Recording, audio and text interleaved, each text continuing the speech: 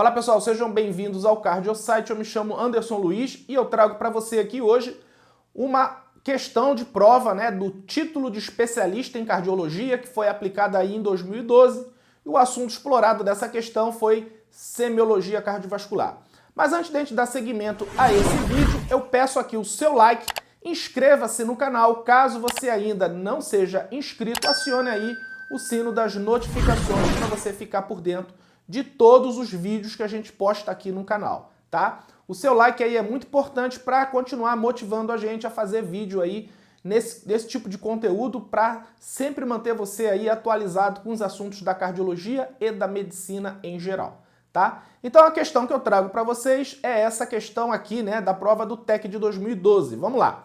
Paciente masculino, 84 anos, apresenta sopro sistólico em focos da base de intensidade 3 cruzes em 6. Configuração em diamante, com pico tardio, rude e radiados para carótidas e fúrcula.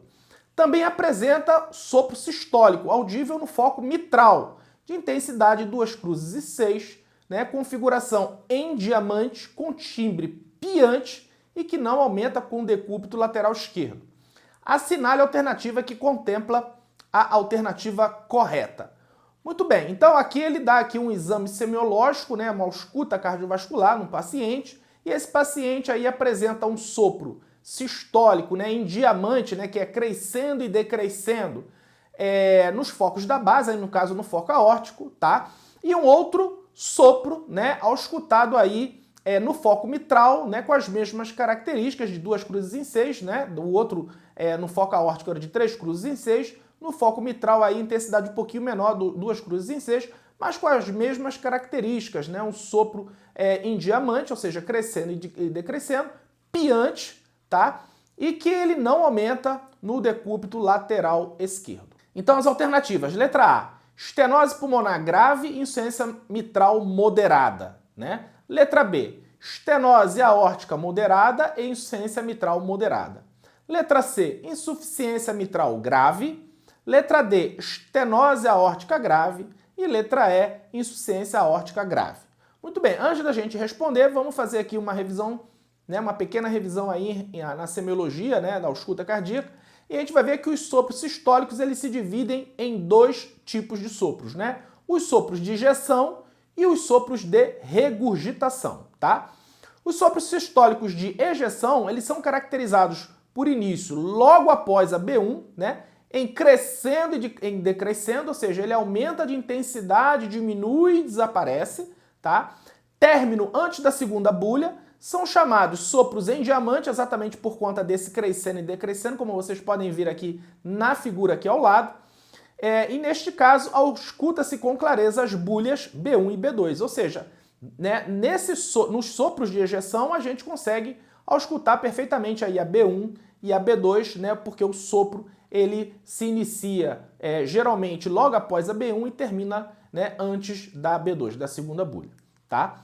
Muito bem, as duas doenças aí que representam os sopros aí de ejeção são a estenose aórtica, e o sopro ejetivo aí da cardiomiopatia hipertrófica, tá certo?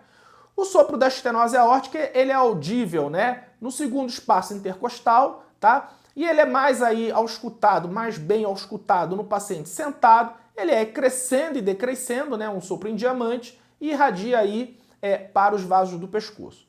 O sopro da cardiomiopatia hipertrófica, o sopro ejetivo da cardiomiopatia hipertrófica, ele é um sopro também auscultado no segundo espaço intercostal, mas também no bordo external esquerdo. Ele também é em diamante, ou seja, crescendo e decrescendo, também é mais audível que o paciente aí na posição sentada. E aí um detalhe semiológico que sempre cai em prova, as manobras de valsalva e ortostatismo, são 2 manobras, aumentam o sopro da cardiomiopatia hipertrófica, tá? Então um dado aí que você deve memorizar para nunca errar isso na prova, tá?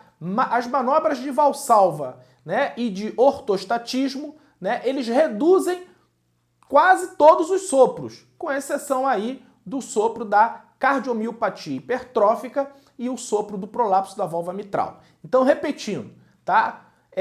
Valsalva e ortostatismo reduzem praticamente todos os sopros, com exceção do sopro da cardiomiopatia hipertrófica e o sopro aí do prolapso da válvula mitral, tá certo? Sempre que cai em prova é bom você aí memorizar isso aí. Muito bem, vamos falar agora sobre os sopros sistólicos de regurgitação. São caracterizados por início junto à B1, né? Eles colam na B1 esse sopro, diferente lá dos sopros ejetivos que iniciam logo após a B1, esses iniciam aí junto à B1, muitas vezes encobrindo, né, esta primeira bulha. Ele é holossistólico, ou seja, ele ocupa aí toda a sístole, né? E o término, ele é imediatamente antes da B2, mas pode aí, no caso, encobrir também a segunda bulha. É o sopro da essência mitral, é bem característico, né, o sopro da essência mitral, da essência tricúspide e da comunicação interventricular. Então, os sopros de regurgitação, né, são sopros aí que ocupam quase toda a sístole, inicia aí colado, né, na primeira bulha e termina aí um pouquinho antes da segunda bulha, podendo às vezes encobrir a segunda bulha também, né? E as patologias envolvidas nesse sopro sistólico de regurgitação, né, a gente viu aí que é a essência mitral, a essência tricúspide e a comunicação interventricular, tá? Então, o sopro da essência mitral é um sopro a óleo sistólico, regurgitativo, no foco mitral, né? Irradiando para a axila, o sopro da essência mitral ele irradia para a axila, tá? E é mais audível aí no paciente em decúbito lateral esquerdo, como mostra aqui a figura. Então, o sopro da essência mitral, ele aumenta com o decúbito lateral esquerdo, tá? E o que é o fenômeno de Galliard-Vardan, né? Antes da gente definir aí o fenômeno de Galliard-Vardan, nota aqui na figura que anatomicamente as válvulas aórtica e mitral, elas são muito próximas. Então, às vezes aí uma alteração numa válvula pode repercutir na outra por conta da proximidade. Então, o fenômeno de Galliard-Vardan, né? O sopro da estenose aórtica é transmitido para a válvula mitral, gerando um timbre piante, tá? O decúbito lateral esquerdo ele não altera a intensidade do sopro, fato que diferencia dos sopros da essência mitral.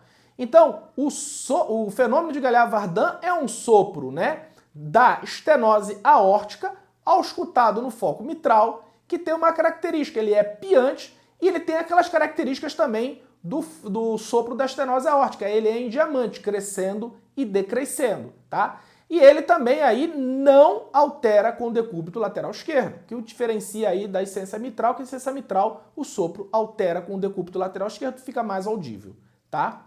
Muito bem, então aí voltando para a questão do TEC, né, a gente vê o seguinte, o primeiro sopro que ele auscultou, de 3 cruzes em 6, né, foi lá em cima, nos focos da base, e é em configuração em diamante, né, o que aí a gente já viu que é característico da estenose aórtica, tá? E o segundo sopro, que ele auscultou no foco mitral, ele é um pouquinho, né, mais leve, 2 cruzes em 6, tem uma configuração idêntica, né, em diamante, ou seja, crescendo e decrescendo, tem um timbre piante que não aumenta com o decúbito lateral esquerdo. Então, o que ele está dizendo para você? O que a questão queria cobrar de você? Queria cobrar aí do candidato se ele sabia o que era o fenômeno de Galliard-Vardan. O que é o fenômeno de Galliard-Vardan? Nada mais é que a transmissão, né, do sopro da estenose aórtica para o foco mitral, tá? Mantendo aquelas mesmas características em diamante, né? Só que o fenômeno de Galliard-Vardan, ele não apresenta ainda, né, um timbre piante, tá? E também aí não altera com o decúbito lateral esquerdo, que diferencia da essência mitral, tá certo? Muito bem, e aí vamos para as opções da letra A. Estenose pulmonar grave e insuficiência mitral moderada. Não, né? A gente viu que o que ele mostra aí é o fenômeno de Galliard-Vardan, que é o da estenose aórtica, tá? Letra B, estenose aórtica moderada e insuficiência mitral moderada. Não, a ausculta do sopro no foco mitral não é devido à insuficiência mitral, e sim devido aí ao fenômeno de Galliard-Vardan, tá? Letra C, insuficiência mitral grave. Não. Letra D, aí a resposta, estenose aórtica grave, tá certo? E letra E, insuficiência aórtica grave, não, a gente viu que é estenose aórtica grave, né? A banca aí queria saber de você se você conhecia aí profundamente o fenômeno de Galliard-Vardan. Muito bem, espero que você tenha gostado desse vídeo, tá certo? Não esqueça de deixar o seu like, tá? Isso é muito importante pra gente. Se você não deixou ainda, deixa agora o seu like. Se você não se inscreveu no nosso canal, se inscreva agora. Aciona aí o sino das notificações para você ficar por dentro de todos os vídeos que a gente posta aqui no canal e compartilha esse vídeo aí com seus amigos, tá? Que isso aí é muito importante para o crescimento do canal. Espero mais uma vez que você tenha gostado. Um abraço e até a próxima.